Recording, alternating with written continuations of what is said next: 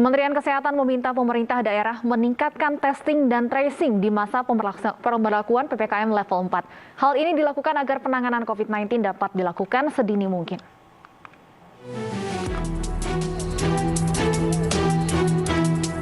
Kementerian Kesehatan meminta para kepala dinas kesehatan di daerah untuk meningkatkan testing dan tracing COVID-19. Langkah ini merupakan bagian dari percepatan penanganan COVID-19, yaitu dengan secepat mungkin menemukan kasus terkonfirmasi maupun kontak erat. Penguatan testing dan tracing diutamakan bagi wilayah dengan mobilitas tinggi.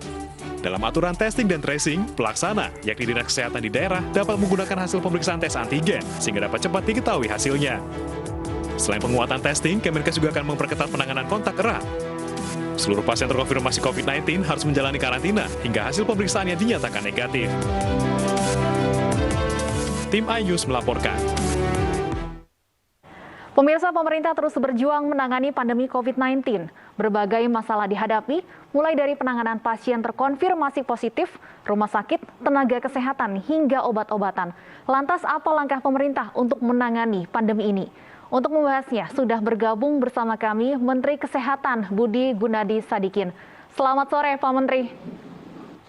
Selamat sore, pemirsa iNews. Baik, Pak Budi, bagaimana kabar penanganan COVID-19 di Indonesia saat ini? Khususnya testing sama tracing, kita lagi meningkatkan kapasitasnya agar bisa lebih dini mengidentifikasi rakyat yang terkena supaya bisa merawat mereka, baik isolasi mandiri, isolasi terpusat, atau di rumah sakit. Dari 100 orang yang dites positif, 80% biasanya cukup diisolasi dan hanya 20% yang perlu dirawat di rumah sakit. Ya, Pak Menteri, terkait imbauan kepada pemerintah daerah untuk meningkatkan testing dan tracing ini, dari sisi infrastrukturnya, kesiapannya seperti apa? Apakah SDM dan alat yang dimiliki, terutama di daerah-daerah ini, sudah mencukupi untuk mempercepat atau meningkatkan testing dan tracing? Memang WHO sudah memberikan guidance untuk testing, tapi itu berlaku untuk positivity rate atau laju penularan di bawah 5%, yaitu testing targetnya 1 per 1000 populasi per minggu. Ya, jadi kalau Indonesia ada 270 juta, kira-kira 270.000 per minggu atau 38.000 per hari. Kita udah jauh di atas itu. Nah, yang perlu saya jelaskan di sini ke media dan juga seluruh rakyat, bahwa 1 per 1000 per minggu itu kalau positivity rate-nya 5%. Indonesia sekarang kan laju penularannya lagi tinggi nih, ada 30 atau 40%.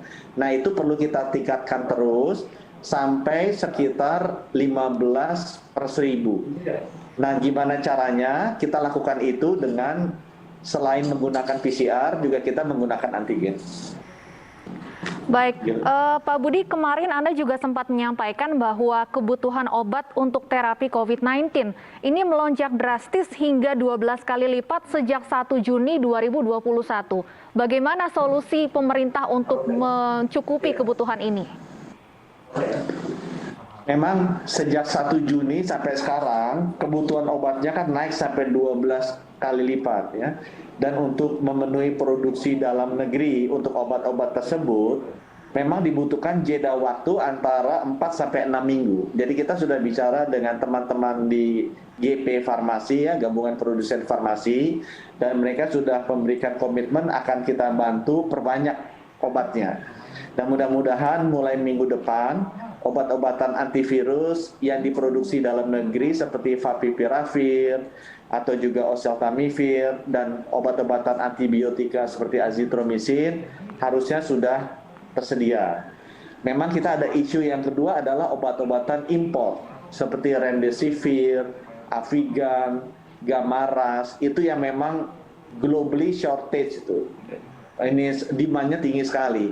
Nah, itu sekarang kita sedang menyisir negara-negara mana yang bisa memproduksi obat-obatan ini dan kita impor. Jadi mulai minggu depan juga ada puluhan sampai ratusan ribu obat yang kita impor dari luar, khususnya obat-obatan seperti tadi, remdesivir, kemudian Actemra dan Gamaras. Tapi 3 obat ini nggak bisa dibeli di apotek. Obat-obat ini yang 3 hanya bisa digunakan di rumah sakit karena pemakaiannya harus melalui suntikan. Baik, apakah ini juga langkah untuk mengantisipasi jangan sampai ada oknum-oknum yang kemudian memanfaatkan situasi dan menimbun obat-obatan ini, Pak? Saya melihat oknum itu ada, walaupun memang tidak sebanyak yang diberitakan di media, ya. Selalu adalah orang yang mencari kesempatan. Tapi saya sudah duduk bersama dengan teman-teman di GP Farmasi, di Asosiasi Apoteker Indonesia juga. Sebagian besar itu perilakunya benar, ya. Sebagian besar perilakunya patuh. Ada segelintir oknum yang memang perilakunya tidak benar. Dan penting di sini, saya juga sudah bicara dengan para teman-teman di aparat penegak hukum, agar kita benar-benar bisa mengisolasi yang tidak patuh atau nakal ini dan mendidik mereka, tapi jangan sampai mengganggu teman-teman yang patuh jadi khawatir. Karena ada juga beberapa teman-teman yang patuh jadi khawatir karena ada beberapa segelintir temannya yang tidak patuh ini yang kemudian ditindak gitu oleh aparat penegak hukum. Yang penting sih menjaga keseimbangan itu. Ya, perlu digarisbawahi tadi disampaikan bahwa obat-obatan yang digunakan untuk terapi COVID-19 ini tidak bisa dibeli di apotek dan hanya untuk penggunaan di rumah sakit. Nantinya jika kemudian ada yang menjual secara bebas obat-obatan ini, apa langkah yang akan diambil, Pak Menteri? Jadi saya mesti luruskan di sini, ada semua obat ini tidak bisa dibeli tanpa resep dokter, ya. Jadi tolong teman-teman media bisa menjelaskan ke rakyat tidak usah membeli dan numpuk di rumah. Kasihan, nanti obatnya yang harusnya bisa dipakai oleh dokter merawat orang yang sakit jadi habis karena dibeli oleh kita yang tidak sakit ditumpuk di rumah. Ya kan, sayang, teman-teman kita banyak yang butuh. Nah, obat-obatan ini dibagi dua. Ada obat-obatan yang dibeli dengan resep dokter di apotek, yaitu 3 obat, oseltamivir, favipiravir, dan azithromycin. Ada 3 obat lagi yang harus dengan resep dokter, tapi hanya bisa digunakan di rumah sakit, seperti remdesivir, kemudian Actemra atau Gamaras. Nah, bagaimana kita mengadakannya obat ini? Sekali lagi karena ini obat-obatan ini jalurnya terbatas, harus dengan resep dokter. Kita salurkan yang ke apotek, 3 obat tadi melalui apotek, yang sisanya, yang 3 lainnya melalui rumah sakit. Jadi tidak bisa dibeli di pasar bebas dan tanpa resep dokter. Artinya untuk yang melakukan isolasi mandiri, Pak Menteri, bagaimana kemudian mendapatkan obat-obatan terapi COVID-19 ini jika jalurnya dibatasi? Nah, ini bukan pembatasan jalur, karena dari dulu juga seperti itu, ya. Yang terjadi adalah banyak kemudian rakyat yang tidak memakai jalur formal. Jadi membelinya langsung tanpa resep, ya. Nah, itu yang kita jaga agar kembali ke jalur yang sebelumnya, yaitu jalur formal. Bagaimana kalau orang kena positif mau dapatkan obat ini? Dia bisa melakukan dengan beberapa cara. Satu, dia kalau bisa datang ke dokter keluarga untuk minta resep, dia ambil obatnya. Kedua, dia juga bisa datang ke puskesmas, melapor, nanti obatnya bisa dikasih resep oleh puskesmas atau dikirim juga oleh TNI Polri, TNI, ya. Karena Bapak Presiden sudah menyiapkan sampai 2 juta paket obat dibagikan oleh TNI.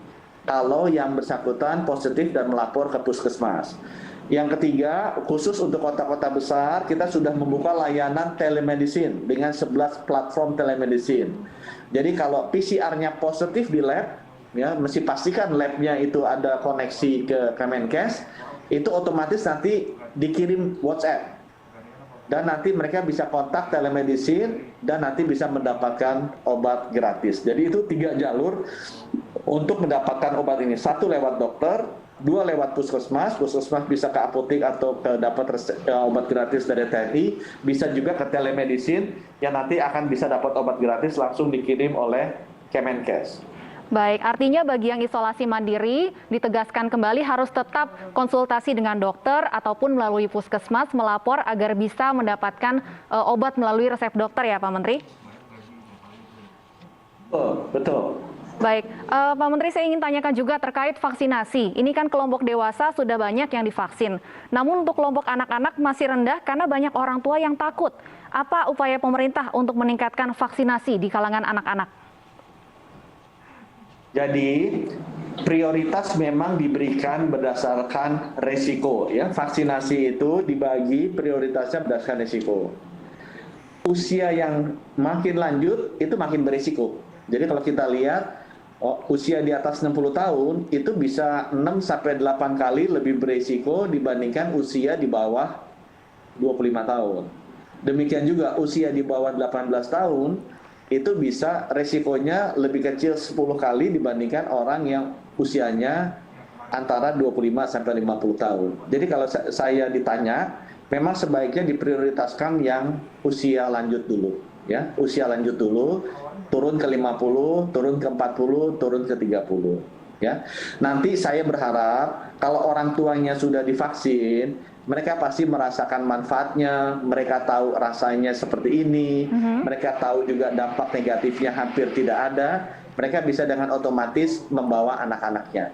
Kalau saya melihat vaksinasi anak-anak itu sangat bergantung kepada orang tuanya. Yang kedua, orang Indonesia tuh akan divaksin kalau lihat teman-temannya divaksin.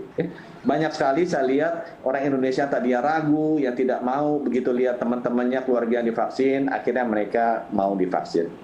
Baik, terkait vaksinasi, Pak Menteri masih yang sering terjadi dan sering kita lihat vaksinasi massal ini justru menimbulkan antrian, menimbulkan kerumunan. Apa evaluasi pemerintah atas hal ini? Memang ada beberapa vaksinasi massal, terutama kalau penyelenggaranya baru kali itu melaksanakan. Ya, tapi kalau teman-teman lihat sekarang mungkin sentra vaksinasi udah lebih dari 100 lah setiap hari ada di Indonesia, persis seperti yang ada di TV-nya iNews ini ya. Itu relatif rapi ya. Kalau saya bilang dari 100 mungkin 95-96 rapi. Ada yang tidak rapi, biasa itu yang kalau baru pertama kali mengadakan. Tapi sesudah kedua dan ketiga akan rapi. Nah, masih terkait vaksinasi, Pak Menteri, Presiden Joko Widodo sempat menyampaikan bahwa target herd immunity di Pulau Jawa ini ditargetkan tercapai akhir Agustus 2021. Sementara saat ini ada beberapa daerah yang mulai mengeluhkan kesulitan pasokan vaksin. Apakah target ini masih realistis? Tadinya Bapak Presiden juga melihat bahwa stok vaksin itu banyak di daerah-daerah. Itu kemudian sebabnya beliau membantu kami dengan memberikan target tersebut di akhir Agustus, ya. Dan akibatnya apa? Akibatnya pemerintah daerah pada menggebu-gebu suntikan vaksin. Jadi kalau saya mendengar bahwa banyak daerah yang merasa vaksinnya kurang, itu hati saya senang. Karena artinya vaksinnya sudah mulai disuntikan secara lebih agresif sekarang ini. Ya, vaksin kita memang bulan ini lumayan, ada sekitar 25, hampir 30 jutaan. Tapi bulan depan kita akan datang 45 juta. Dan itu akan mulai datang tanggal 27 ini, tanggal 30, dan terus ke depan. Jadi saya sih tidak khawatir bahwa vaksinnya nanti akan datang. Kalau ditanya, Pak, ini suntik keduanya akan ketunda. Ya, ketunda sedikit, sehari, 2 hari, sampai seminggu pun nggak apa-apa. Ya, karena yang penting tetap nanti ada suntik keduanya. Ini nggak harus mati kok. 28 hari harus suntik atau 3 bulan harus suntik. Nggak seperti itu kok. Nggak seperti itu. Baik, ketersediaan vaksin dipastikan masih aman ya. Terima kasih Pak Menteri sudah meluangkan waktu untuk berbincang bersama kami di tengah tentunya penanganan pandemi COVID-19. Selamat bertugas kembali. Terima kasih Pak Budi Gunadi Sadikin, Menteri Kesehatan Republik Indonesia.